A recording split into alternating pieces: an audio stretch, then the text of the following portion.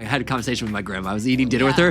She's like, oh, have you ever heard of... It was like a year ago. And I was like, I just kind of followed you. And you put out an EP. I love that grandmas are like recommending my music. That's kind of the best ever. Like, she's the best. Who kind of inspires your music as you're writing? Gracie Abrams, obviously. Oh, yeah. And then Maisie Peters as well. I have to say Taylor Swift, JP Sachs, Chelsea Cutler, Jeremy Zucker. As you're writing, what is your process like? Do you normally tend to go towards lyrics? Or do you have like melodies coming to your head and you're like, ooh, this would be kind of cool? I would have to say lyrics. What's a lesson that you've learned? As far as like creativity goes, consistency is so important. What was it like being an artist in PA? Were you kind of in that, or did it really kind of come like when you came to Nashville, you're like, oh, I'm gonna start doing this? I was doing the artist thing in Pennsylvania, but I think probably moving here put a little bit more pressure on me. Is there a project that you're like, that was really cool and I really enjoyed that? I think possibly.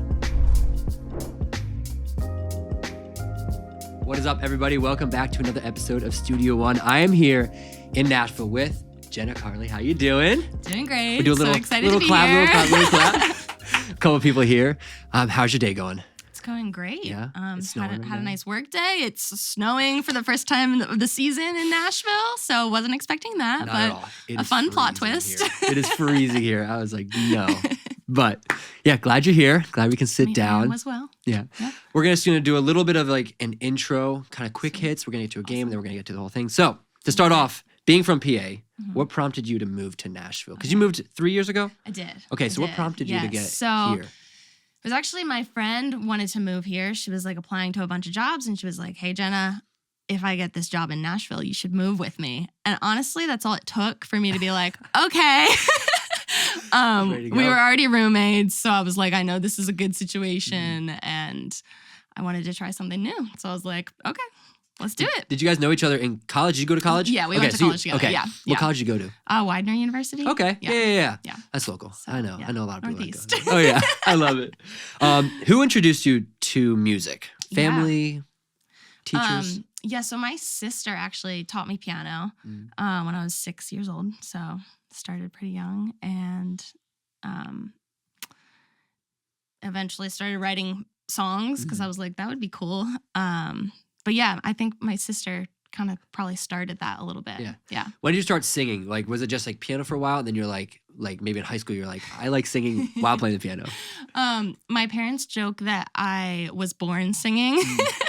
Like since I was a baby, they said when I was a little kid, I would like wake up singing. Like they would just like hear me singing in the morning when I woke up. Yes, exactly. So like that pretty early on, but I think like choirs and like different musicals growing up also like reinforced that. You're a choir musical person. Like mildly, not as much as like people that are really into it, but I love it. And outside of music, like what hobbies do you enjoy? Like if you're just like just casually, you've done some writing, you're done. I feel like some of my answers like are very Nashville stereotype. Like I love thrifting, I love coffee shops. But those are very true. I love thrifting and coffee shops. Have you found like a coffee shop that you're like, this is the spot? You have 3 years. You had 3 years to figure this out. Yes. I mean, there are several. I do love Elegy. Okay. Have you been there? I have not. Okay. I usually name that as my favorite, but there are several in the running, but I'm gonna lock that one in. Lock it in. Yeah. But yeah, besides that, I like being outside in nature, going on walks, and being with friends. Anytime I can be laughing with my friends, it's the best time. Yeah. That's awesome. I love it. All right, we're gonna get into a quick game. Would you rather? You ready? I'm ready. Okay, here we go. Would you rather have your least favorite artist sing your favorite song that you've written, or your favorite artist sing your least favorite song that you've written? I know it's a big one. It's such a good question. It is. I think it would have to be my favorite artist playing my least favorite song. Everyone says that. Well, okay, what's your theory behind it? Okay, right now it's Gracie Abrams. Okay. I just love her. Of course. If she were to play any of my songs, I would be like, yeah. Like, it would be amazing. And even if, like, it's my least favorite, like, who cares? She's singing it. She's singing it. Love it. Yeah. Next one. If you had to change genres, would you rather do rock or jazz? Okay. Very interesting options. Trying to do like opposites. I feel it's like a hard question because I feel like jazz is very challenging. Like, and I think it would be like such a learning curve. but it's so like I feel like it interests me more. A little more in a going way. on Yeah. than rock. Yeah. A little bit more Yeah. straightforward. Yeah. Okay, so jazz. Yeah, we'll go with that. Interesting. Okay. Would you rather write one hit song for yourself or 5 hit songs that you wrote for someone else to be sung? Both great options. Yes. I mean, either of those outcomes are awesome. Yes. I think it might be the 5 songs. Okay. And I say that because I'm a songwriter first. Like that's like the part that I just love the most. I love writing. So and if it were to be more like 5 songs instead of 1, that would be really cool. Yeah. Be really cool. Would you have do you have an artist, probably Gracie, that you'd like if she could do the 5 songs? Yeah, I mean Gracie Abrams, Maisie Peters. I mean there's so many incredible artists that. So if you guys are watching this, probably not, but if they are, I love it. And the last one, would you rather live the rest of your life in snow or only summer? Like in the snow, cold? Only summer. Only summer? Yeah. Okay, so you're a summer person. Yeah. Although preferably not in Nashville. It's like slightly too hot here in the summer. For me, I've actually never been here in the summer.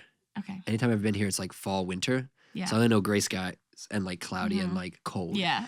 So if it's warm, that's kind of nice. Yeah. It gets warm. Yeah. It does. I love it. All right. So we're going to get into some of your music. And I've kind of been following a lot of your stuff ever since I had a conversation with my grandma. I was eating dinner with her. She's like, "Oh, have you ever heard of?" I was like, "No." I was like, "This is awesome." It was like a year ago. And I was like, I just kind of followed you. And you put out an EP. I love that grandmas are like recommending my music. That's kind of the best ever. Like, she's the best. You put out an EP last year. And then you put out an acoustic version. Of Call It Art. Yes, correct, this year. So congratulations also on Thank that. you. Is that your first EP? Yeah. Okay. How was that process? What was that like collecting all that? So fun. Definitely so fun. So Call It Art was actually the first song that I wrote for it. Or maybe we should say the first song I finished for it. Yes. And I wrote it and recorded it before I moved to Nashville. Oh. Which is kind of like a wild part of the story. And I was gonna put it out as a single. Like EP was not even like in my brain yet. And then I moved here and life was crazy. And I just like, it got put on the back burner because I was just adjusting to just a new city and like things were crazy. So then, but I was still writing, of course. And so I started writing these songs and I was like, I can feel a project here. Like this would pair really well with Call It Art. And so I just started to like dream it up and then it all came together. And I was like, let's do it. Yeah. So you started putting out like a lot of songs on the EP were put out as singles, correct? Yeah. So did you have Call It Art before those even? And you were like, this is going to be like the one I want to put out last with the thing? Okay. So you had like planned it all. Left Lane, I did start writing, I will say. Like kind of at the same time as Call It Art. But I didn't finish it until after. Yeah. So, That's crazy. Because like, I saw you putting it out and then you Called Art and I was like, oh wow, that's like collection of all her songs that she's done. And then the final one. Yeah. How'd you come up with, I know you're in the song explained, but like Call It Art, how'd you come up with that concept for the EP?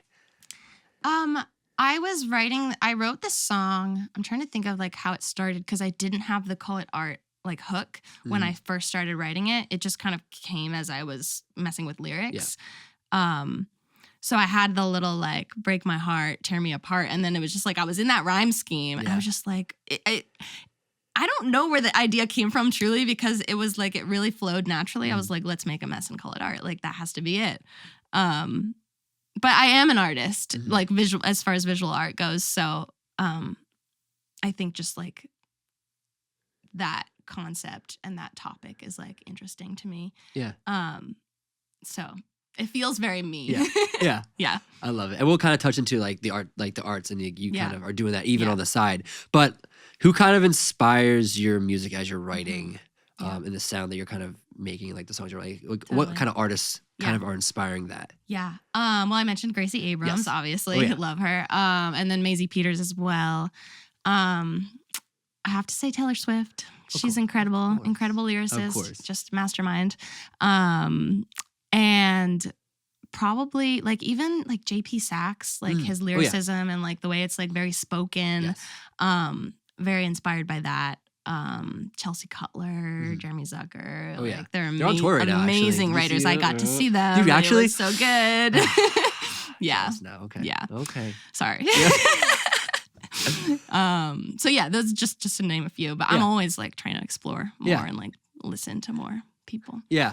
As you're writing, what is your process like? Do you normally tend to go towards lyrics and like having that, or do you have like melodies coming to your head and you're like, ooh, this would be kind of cool? Yeah. It's a great question. And everyone has like a different way and Yeah. it's not always the same, Mhm. but like, do you tend towards one side or the other? Yeah, I would have to say lyrics. I really think about the story of the song and like the way I'm portraying it and like the way I'm like spinning words together, and it tends to be my focus. Yeah. But as far as my process goes, like they can flip sometimes. Like sometimes I'll have a melody first. Yeah. Sometimes they'll come together. Like sometimes it'll be lyrics and melodies together. So it kind of depends on like the day. Yeah. And like, yeah, just the how situation. I'm feeling. Yeah. Yeah. I love that. I love that. So I want to touch base on a little bit of like from PA to Nashville. So you came here 3 years ago. Yep. What was it like being an artist in PA? Like, did you do a lot of, were you kind of in that, or did it really kind of come like when you came to Nashville, you're like, oh, I'm going to start doing this and that? Or like, Yeah. were you really pushing in PA? Good question. I was doing the artist thing in Pennsylvania. Yeah.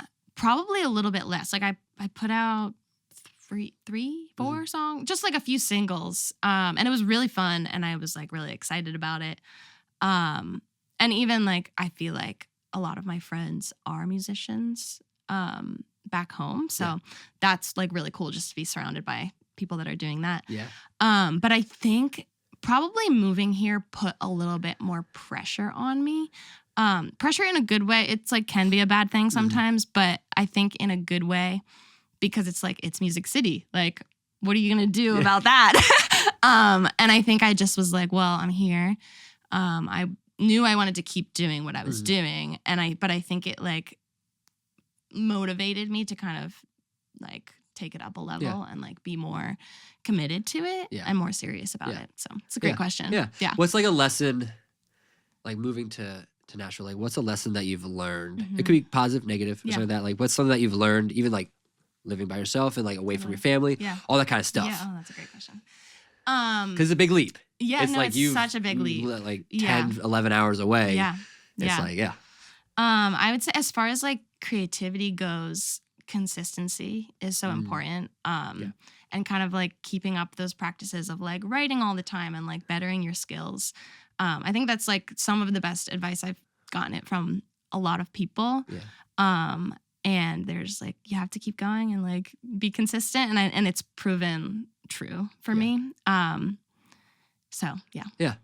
Yeah. Is collaboration really important in your process? Like, do you really love collaborating, or do you need to like pull back, write your songs, and then bring somebody in? Totally. Both are awesome to me. I love co-writing, and I think there's something truly very special that happens when you get like 2 or 3 people in a room and like you're bouncing ideas off.